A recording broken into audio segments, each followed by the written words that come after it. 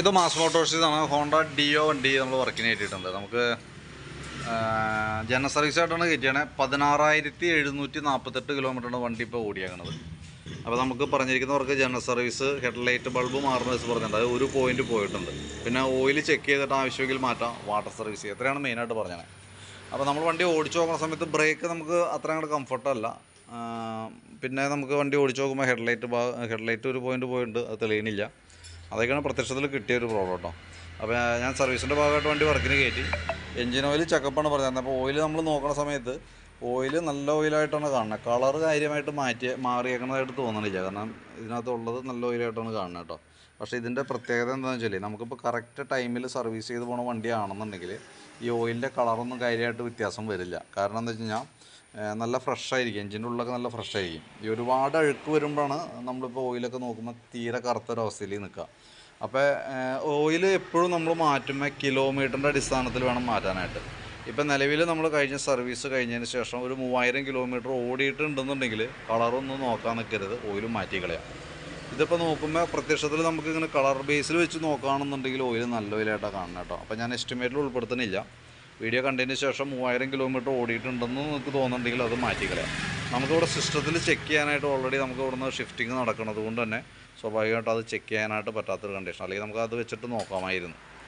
പിന്നെ നമുക്ക് സർവീസിനോടനുബന്ധിച്ച് ബാക്ക് ബ്രേക്കൊക്കെ നമ്മൾ ചെക്ക് ചെയ്യാൻ വേണ്ടി അയച്ചിട്ടുണ്ട്. ബ്രേക്ക് ലൈനറൊക്കെ നമ്മളൊന്ന് അഴിച്ച് ക്ലീൻ ചെയ്യുന്നുണ്ട്. ബ്രേക്കിൻ്റെ ക്യാമൊക്കെ ഒന്ന് അഴിച്ച് ഗ്രീസ് ചെയ്യുന്നുണ്ട്, റീസെറ്റ് ആകുന്നുണ്ട്. പിന്നെ ബാക്ക് വീല് പിടിപ്പിക്കുന്നത് ഈ ഒരു ഷാഫ്റ്റുമാണ്. അതിൻ്റെ ബെയറിങ്ങിൻ്റെയൊക്കെ പ്ലേ നമ്മൾ ചെക്ക് ചെയ്ത് വേറെ കംപ്ലയിൻ്റ് ഒന്നുമില്ല. ഗിയർ ഓയിലിൻ്റെ ഭാഗം ചെക്ക് ചെയ്ത് വേറെ കംപ്ലയിൻ്റ് ഒന്നുമില്ല കേട്ടോ. ബാക്കിലത്തെ ടയറായാലും അത്യാവശ്യം ഉപയോഗിക്കാനുണ്ട്. ഹബിൻ്റെ ഭാഗത്തായാലും വേറെ പറയത്തക്ക കംപ്ലയിൻസ് ആയിട്ടൊന്നുമില്ല. പിന്നെ നമ്മളതിൻ്റെ എയർ ഫിൽറ്ററൊക്കെ നമ്മളൊന്ന് അഴിച്ച് ക്ലീൻ ചെയ്ത് റീസെറ്റ് ചെയ്യുന്നുണ്ട്. നമുക്ക് തുടച്ച് ക്ലീൻ ആക്കാനുള്ളൂ. ഹോണ്ടയുടെ കമ്പനി ഫിൽറ്റർ തന്നെ കിടക്കണേ. ഒരല്പം പൊടിയൊക്കെ ഉണ്ട്, അതൊക്കെ തുടച്ച് ക്ലീൻ ആക്കി റീസെറ്റ് ചെയ്യാം.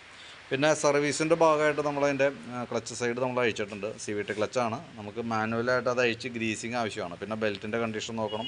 അതിൻ്റെ ഉള്ളിൽ വന്ന ഓരോ പാർട്സുകൾ നമ്മൾ ഡീറ്റെയിൽ ആയിട്ട് ചെക്ക് ചെയ്ത് പോകണം. എന്തെങ്കിലും തേയ്മാനം കൂടുതലായിട്ടൊക്കെ ഉണ്ടെങ്കിൽ മാറ്റേണ്ടതാണെങ്കിൽ മാറ്റിയിടണം, ക്ലീൻ ചെയ്യേണ്ടതാണെങ്കിൽ ക്ലീൻ ചെയ്തിടണം. അതേപോലെ തന്നെ ഗ്രീസിങ് ആവശ്യമുള്ളത് ഗ്രീസ് ചെയ്യണം. അതിനൊക്കെ വേണ്ടിയിട്ടാണ് നമ്മളിപ്പോൾ ക്ലച്ച് സൈഡ് അഴിച്ചേക്കണേ.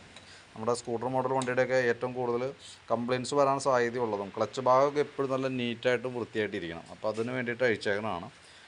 ഏറ്റവും കൂടുതൽ കംപ്ലയിൻസൊക്കെ ജനറേറ്റ് ചെയ്യുന്ന ക്ലച്ചുമായി ബന്ധപ്പെട്ട കംപ്ലയിൻസുകളൊക്കെയാണ്. അപ്പോൾ അത് നമ്മൾ കറക്റ്റായിട്ട് സർവീസ് ചെയ്ത് പോവുകയാണെങ്കിൽ വേറെ കംപ്ലയിൻ്റ് ഇല്ലാണ്ട് നിൽക്കും.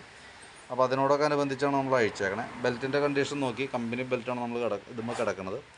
സെൻട്രൽ ഭാഗത്തേക്കൊക്കെ നോക്കുമ്പോൾ ചെറിയൊരു ലൈൻ പോലെയൊക്കെ വീണ് തുടങ്ങിയിട്ടുണ്ട്. പക്ഷേ വണ്ടി ബെൽറ്റ് ഉപയോഗിക്കുന്നതിന് കുഴപ്പമൊന്നുമില്ല.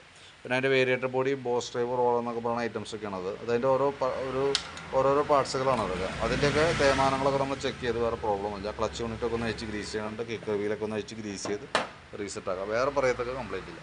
പിന്നെ നമ്മൾ വണ്ടി ഓടിച്ചു പോകുന്ന സമയത്ത് ഈ ബ്രേക്ക് അപ്ലൈ ചെയ്യുന്ന സമയത്ത് ബ്രേക്ക് കംഫർട്ടല്ല, ഒരു ചതഞ്ഞ രീതിയിലുള്ള ബ്രേക്കാണ് കിട്ടിക്കൊണ്ടിരിക്കുന്നത്. അതായത് ബ്രേക്ക് ഫ്രീ ആയിട്ട് പോകുന്നില്ല. അപ്പോൾ അത് നമ്മൾ നോക്കുന്ന സമയത്ത് ഈ ഇരിക്കുന്ന കേബിൾ ഉണ്ടല്ലോ, ബാക്ക് ബ്രേക്കിലേക്ക് വന്ന ബ്രേക്കിൻ്റെ കേബിൾ ടൈറ്റാണ്.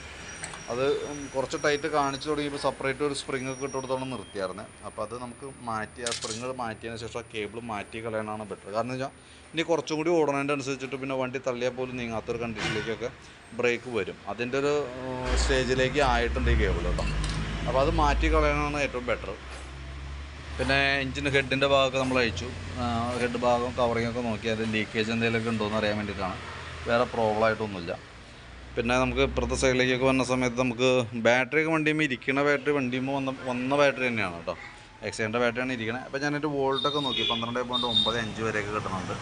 ലോഡ് കൊടുക്കുമ്പോൾ 9 വോൾട്ടിലേക്കൊക്കെ ആയിട്ടുണ്ട്. അപ്പോൾ വോൾട്ട് കുറച്ച് കുറഞ്ഞു തുടങ്ങിയിട്ടുണ്ട്. പക്ഷേ കംപ്ലയിൻസ് എന്ന് പറയാവുന്ന ഒരു സ്റ്റേജൊന്നും ആയിട്ടില്ല. പിന്നെ സ്പാർക്ക് പ്ലഗൊക്കെ ഒന്ന് അഴിച്ച് ക്ലീൻ ചെയ്ത് റീസെറ്റ് ആക്കുന്നുണ്ട്. പിന്നെ അതേപോലെ തന്നെ ഫ്രണ്ടിലേക്ക് വരുമ്പോൾ ബൾബിൻ്റെ ഒരു പോയിട്ടുണ്ട്, ഹെഡ്ലൈറ്റ് ബൾബ്. അപ്പോൾ അത് നമ്മൾ മാറ്റി പുതിയ ബൾബ് സെറ്റ് ചെയ്യുന്നുണ്ട്. പിന്നെ ഫ്രണ്ട് വീലും കൂടി അഴിച്ച് നമ്മൾ അതിൻ്റെ ബ്രേക്ക് ക്യാമ് കാര്യങ്ങളൊക്കെ ഒന്ന് അഴിച്ച് ഗ്രീസ് ചെയ്യും. ലൈനറൊക്കെ ഒന്ന് ക്ലീൻ ചെയ്ത് റീസെറ്റ് ആക്കും കേട്ടോ. അപ്പോൾ ബാക്ക് വീൽ ഇപ്പോൾ അഴിച്ച് നിർത്തിയേക്കണമെന്നാണ്. അതിന് ശേഷം ഫ്രണ്ട് കൂടി അഴിക്കും നമ്മൾ. അപ്പോൾ ഞാൻ എൻ്റെ ഒരു അപ്രോക്സിമേറ്റ്, നമുക്ക് പ്രതീക്ഷിക്കാവുന്ന ഒരു എസ്റ്റിമേറ്റ് ഞാൻ വാട്സാപ്പിലേക്ക് ഇടാം. വീഡിയോ കണ്ടതിന് ശേഷം നോക്കിയിട്ടൊന്ന് റിപ്ലൈ ചെയ്യണം. പിന്നെ അതേപോലെ തന്നെ എഞ്ചിൻ ഓയിലിൻ്റെ കേസ് പ്രത്യേകം നോക്കാം. നമുക്ക് ഏകദേശം 3000 കിലോമീറ്റർ ഓടിയിട്ടുണ്ടെന്നുണ്ടെങ്കിൽ അത് മാറ്റി കളയണമായിരിക്കും നല്ലത്. എഞ്ചിൻ ഓയിൽ കളർ നോക്കി മാത്രം നമുക്ക് മാറ്റാറായിട്ടുണ്ടെന്നുള്ള പറയാൻ പറ്റില്ല. പിന്നെ ബാക്കിലെ ബ്രേക്കിൻ്റെ കേബിളൊക്കെ എസ്റ്റിമേറ്റിൽ ഉൾപ്പെടുത്തണുണ്ട്. അപ്പോൾ വീഡിയോ കണ്ടതിന് ശേഷം നോക്കിയിട്ടൊന്ന് റിപ്ലൈ ചെയ്യണം കേട്ടോ.